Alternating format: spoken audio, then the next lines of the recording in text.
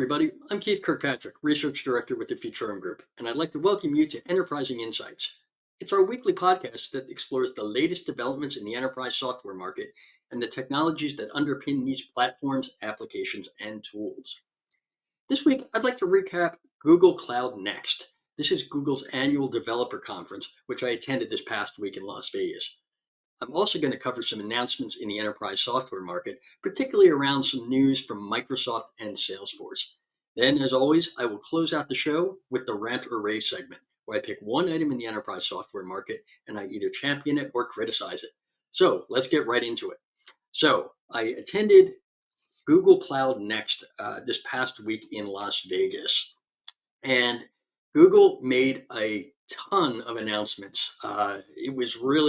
It was actually just amazing how many new things they were rolling out that were really interesting. But essentially, there are really a few different areas where these announcements were focused. One, obviously, and it's no surprise, is around AI and the incorporation of AI and the new Gemini models and just the overall improvements to the other AI models that they are bringing to market. They are also incorporating a bunch of new features into their Workspace, which is their Workspace is really their collaboration and productivity application offering. So I'm going to talk a little bit about that.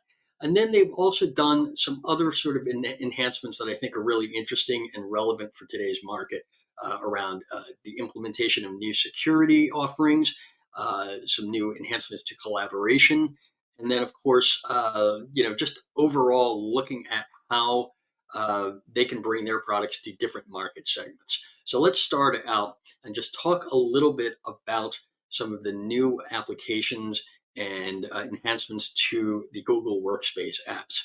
So first thing and sort of the big news is Google, for the first time in quite some time, has actually released a new application that is incorporated within their Workspace product. It is called Google Vids, and that's VIDS. Obviously, it is a video creation application. Now, what's interesting about this is it uses Gemini AI, which is their generative AI product, to create video and video content by using prompts. So this is really interesting because if you think about the process to create a video in the past, you had to have a fair amount of skills in terms of being able to actually manipulate video, write scripts, all of that kind of stuff. It took a lot of time. There tended to be a lot of friction simply because you had to go and, source different documents to create that content. Maybe you have different video clips or images or slides, that sort of thing. Well, what they've done here in Vids is created a way for users to start creating videos simply by launching this new app called Vids, and it actually is directly integrated into Workspace. So it sits alongside of docs, it sits alongside of sheets, it sits alongside of slides, and it is able to, via a prompt, basically start creating a video, pulling in those various sources simply by using generative AI prompts. Now, the one thing it doesn't do yet is it does not allow the user to input or to basically grab via prompt other types of content sitting outside of the Workspace ecosystem.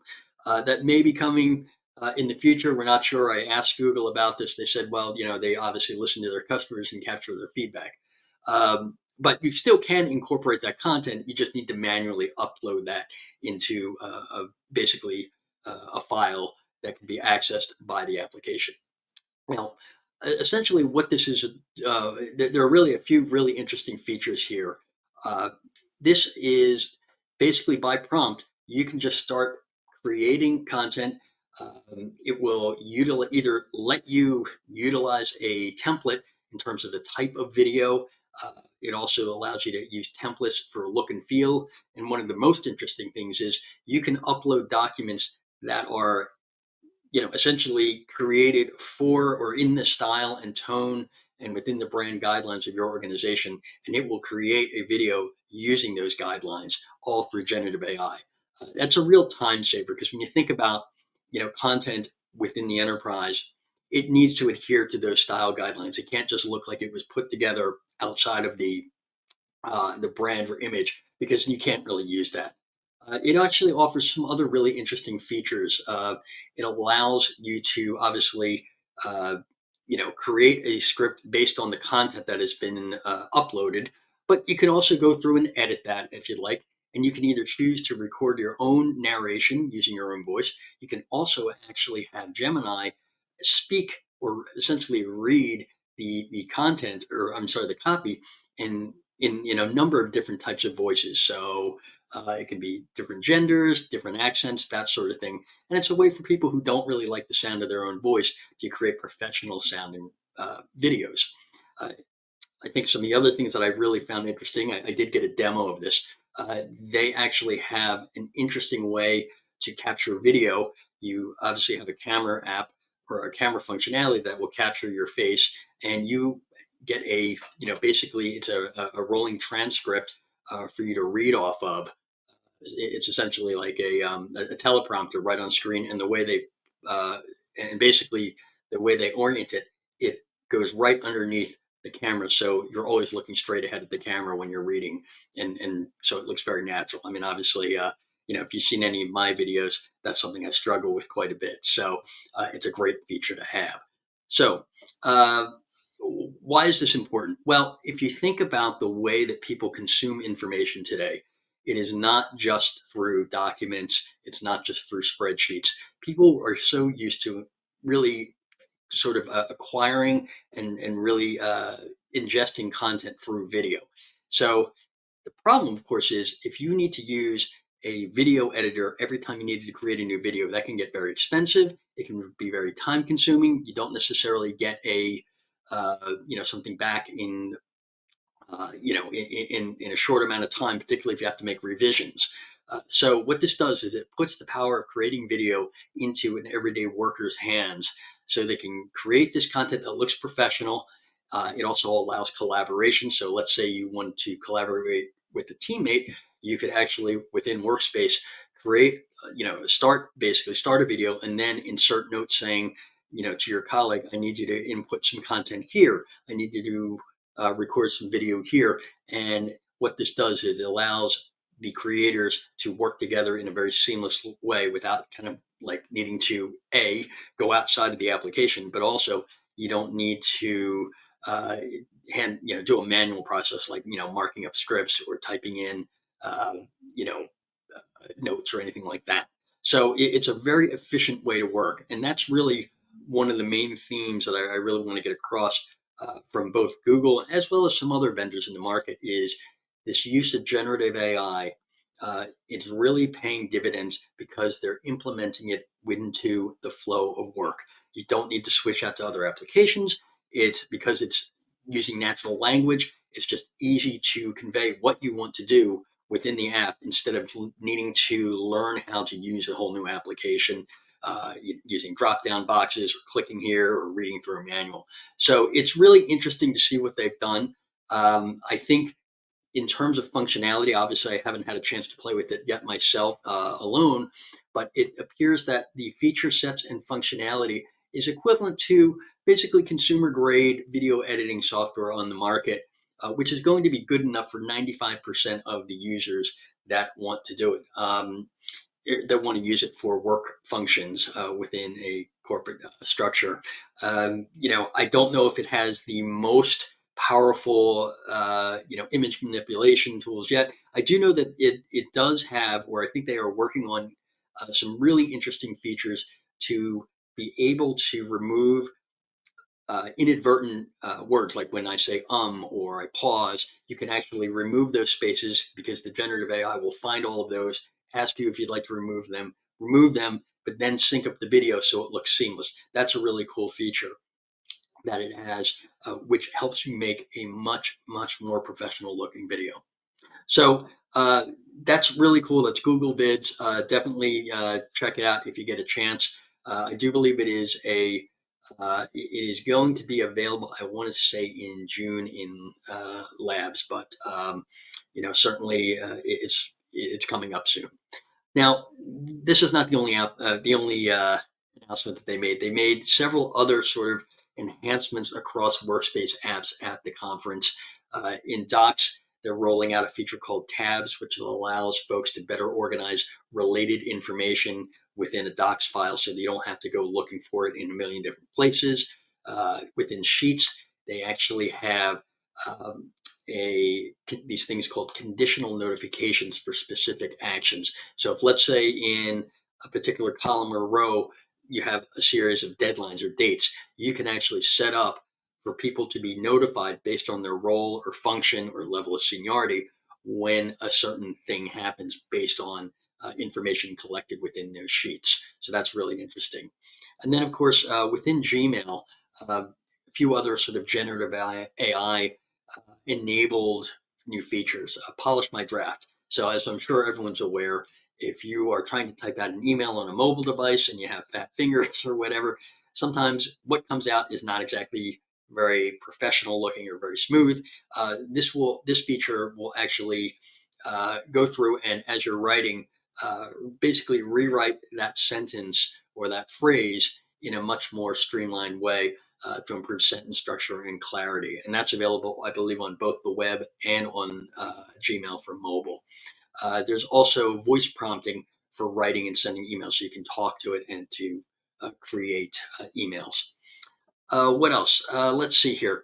Within Meet, which is their collaboration video conferencing app, essentially, there is a new feature called Screen Share Watermark. And this is really good for kind of making sure that if you have content that is proprietary and you don't want it being shared all across the web without attribution, it will automatically apply a watermark there that's visible to help you keep track of your assets. There is a new AI meetings and messaging add-on. It's believed priced at $10 per user per month. And basically, it integrates some of the Gemini AI features into Chat and Meet without having to buy the whole Gemini for Workspace SKU. So this offers features like conversation summarization, helps answer questions, provides automatic message translation in a number of different languages, and I believe there is also within this feature. I'm sorry. I think this is next thing is for chat. It increases the available number of spaces available of up to about 500,000 members. So that's pretty big. So as you can see, there's a lot of different enhancements being made into the applications. But one of the things that I really want to call attention to is that they have another new add-on called AI security for AI security. And basically, what it does is it uses AI to classify and protect sensitive files in Drive. What does this mean? It means that you won't be able to uh, do anything with those files unless you have the proper role and seniority level of clearance in order to manipulate and share those files. So even things like if, let's say, a file is marked very sensitive and you try to open it up on a non company owned device, it won't let you do it. Or if you're trying to send it to a personal email address, it won't let you do it. And all of this is really important because we are such a mobile and distributed workforce now, in terms of having offsite people, hybrid people. They want to make sure that organizations have the tools to manage data, particularly sensitive data, in a way that it is not particularly, so you don't have to spend a lot of time configuring it. You just want to be able to have the AI automatically understand based on classification, what data is sensitive and what is not, and then institute controls to make sure that it is not sent where it shouldn't. So I think those are some of the big, sort of productivity / collaboration enhancements. The other thing that I want to call attention to is they obviously are really focused in on utilizing AI for a number of different applications where it's all about automation and creating agents, as they like to say. And this is interesting because it can be used for things like contact centers. It can be used for things like making workflows completely automated without having to manually sort of create a process like you would with RPA. So there's a big push to really incorporate all of that throughout their product line. Uh, Another thing here that I want to call attention to is the use of AI, Vertex AI, with search. So what does this do? Well, this basically means that if you think of search the way it used to be, if you type something in, it would basically search wherever for information. And that means you might not get relevant information. Uh, what they've done is incorporated grounding. So that way, depending on how you want to implement your search features, you could have it just search your own knowledge base, or maybe it can search uh, different parts or different segments of information based on who you are, what your role is, what your seniority is, what the function is. And the idea is that you want to basically make that search process much more efficient, so you're not spending time trying to craft these complex search queries. You just want to make sure that it's easy to find the information, and the way they do that is obviously by using generative AI to understand the corpus of data that is being searched upon. And then of course, by grounding it, you're limiting where that algorithm can actually go get the information. So that's really important. And I see a ton of different use cases, both B2C as well as B2B, in terms of making it very easy to do something like, I'm going to just use an example. Let's say I'm a B2B customer and I work in a machine shop and I'm trying to find a particular part. I don't remember the product number, but I remember I remember its physical dimensions. I remember what it's supposed to be used for. Maybe I remember the brand name. Maybe I remember some other attributes of it. By putting in a search like that, it you know generative AI will help me find what I need very, very quickly in a way that a traditional search process wouldn't be able to do it. So really interesting stuff there.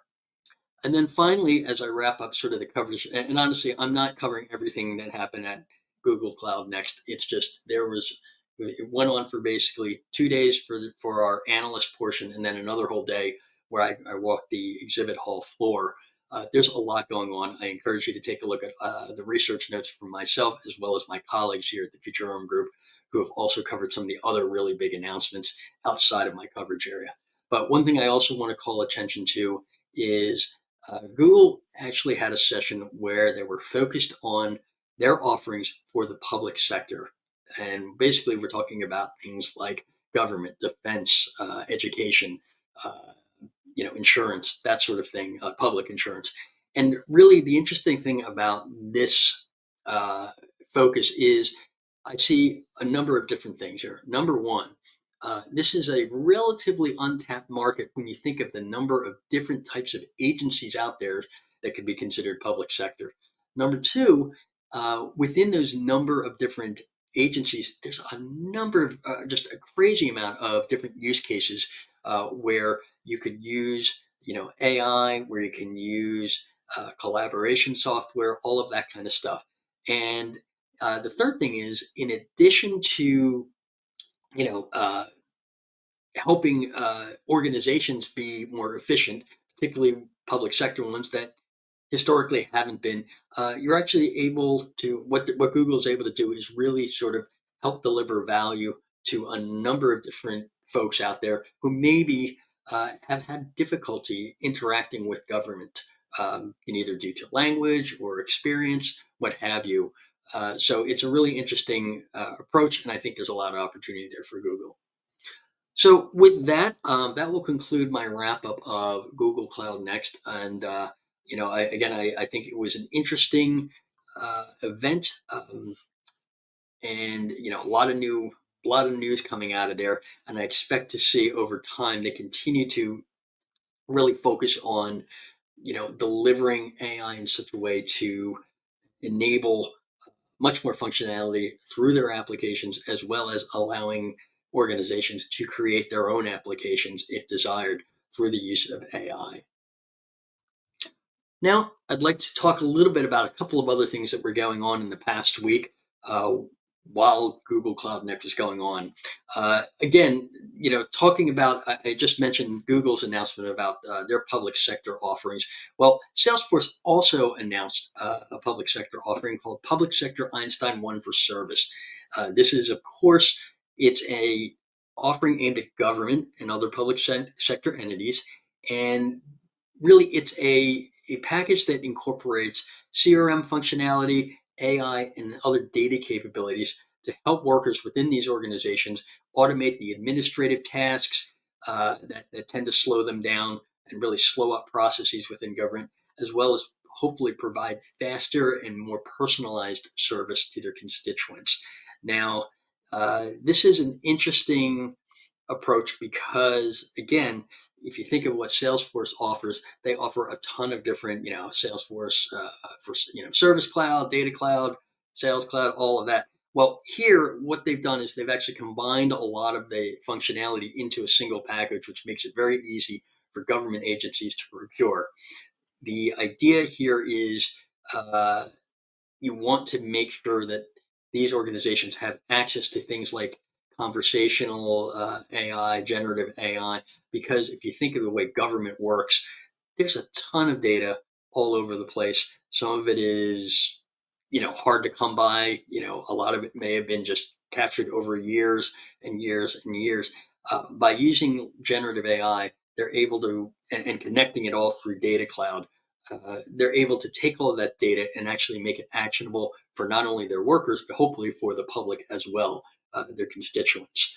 Uh, the interesting thing here is also that they are incorporating a vector database capability, which is helping to really ingest and manage both structured and unstructured data for AI models. So that would be things like call records, with constituents, transcripts, that type of information. Where historically there's been a lot of really valuable information that just never gets utilized in terms of being used for capturing feedback, or now, of course, feeding into AI models to provide better service. So, of course, why is this good for these customers? Well, the software addresses their specific challenges faced by workers, which a lot of it, quite honestly, is around a lack of efficiency and a lack of productivity. Certainly it will simplify the procurement process by being sort of an all-in-one offering. And then, of course, many of these things are actually FedRAMP compliant to adhere to the various federal government regulatory standards for things like data security and privacy. Um, so really, really interesting. I think that we'll continue to see other vendors roll out similar products over time because, of course, it is such a huge market. Now, shifting gears, I want to talk about another interesting announcement, which actually just hit, I believe, on Friday the 12th. And that is that Microsoft has announced new pricing for Dynamics 365 customers. Now, this is actually going to be, they announced it on the 12th, but it will be effective on October 1st of this year. Now, Microsoft, really hasn't increased prices for Dynamics 365 in about 5 years or so. And really, the way that they're positioning this is they're saying that if you think about their offerings, they've been incorporating all sorts of new functionality and power.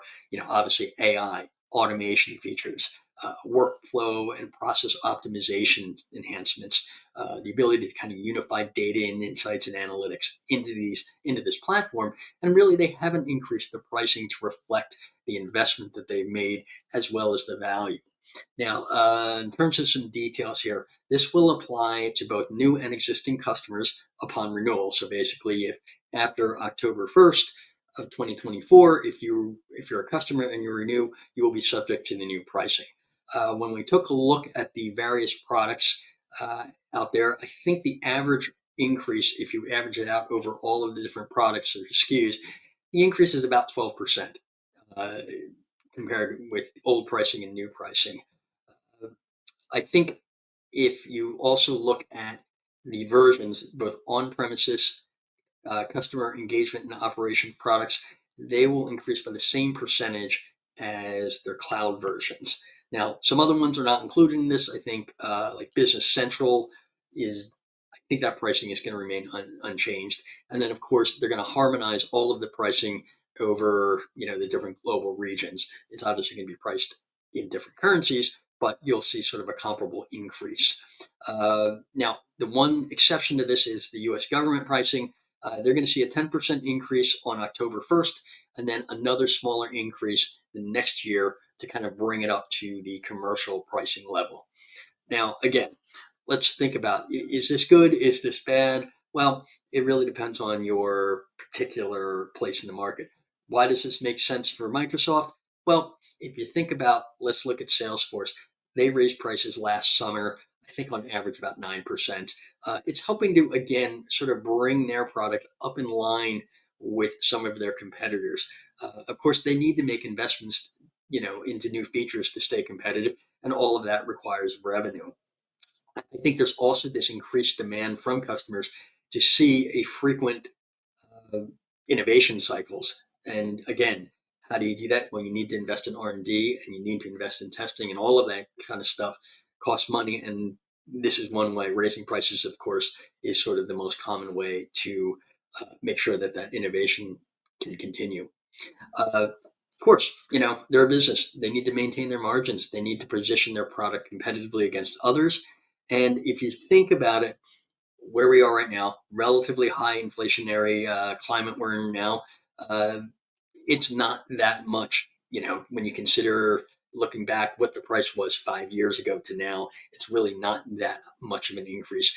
I think from a customer perspective, they may initially have a little bit of a shock, but the way these things work, obviously they announce this 5 6 months in advance. This may lead to some negotiation, particularly from customers that have a lot of licenses. Um, you may get a discount based on, if you're a large organization, you may get a discount anyway just from negotiation. But really, what this is Microsoft is basically saying we are continually improving the product. We want to make sure that the pricing reflects the value that they're bringing to their customers.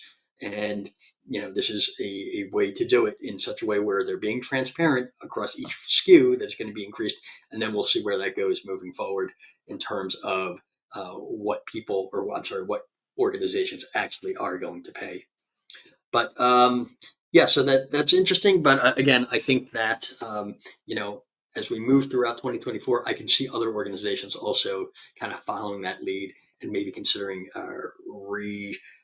readjusting their pricing model as we head into sort of this continued phase of really needing to deliver new innovations. Really, pretty much continuously. Okay, well, that's all the news I wanted to cover today. And of course, now I want to just briefly touch on my rant or rave segment. And of course, this week I actually have another rave.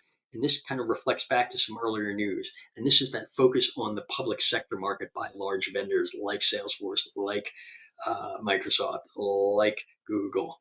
Why is this important, and why am I excited about it? Well, when you think about the government sector, it can be looked at as an underserved market.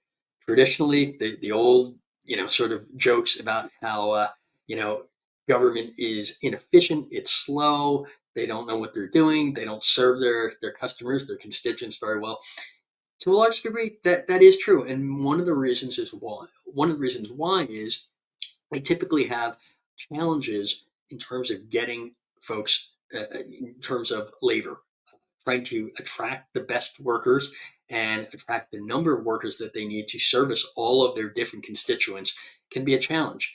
Now that we're seeing generative AI and these platforms that are cloud based, that are relatively easy to use without a lot of training, easy to update, easy to modify, this is going to really help address some of these inefficiency and responsiveness issues that have plagued government agencies in the past. I think obviously generative AI is massive because it allows these workers to interact with their own systems in a much more natural and easy way. But also it helps the constituents in many, many ways. Again, just basically, if you think about things like if you do not speak English and you're trying to get services, it's very difficult unless you can have all of the information translated. And really, until generative AI and some of these powerful algorithms, you would actually have to have, you know, everything else pre-translated. And that is just not possible from a cost perspective or a labor perspective or a time perspective to do it in a traditional way. This opens up a much, much, much more usable or friction-free experience for folks who perhaps don't speak English here in the United States to interact with the government. Uh, it's also a way to, again, if you think about applying AI in things like contact centers, government contact centers, it's a great way to reduce some friction there in terms of being able to provide assistance in a self-service way without talking to any human, in a way where it's done accurately, it's done quickly, it's done in a way that honestly mirrors what's going on in the commercial side of the market. I think that's a huge opportunity for government.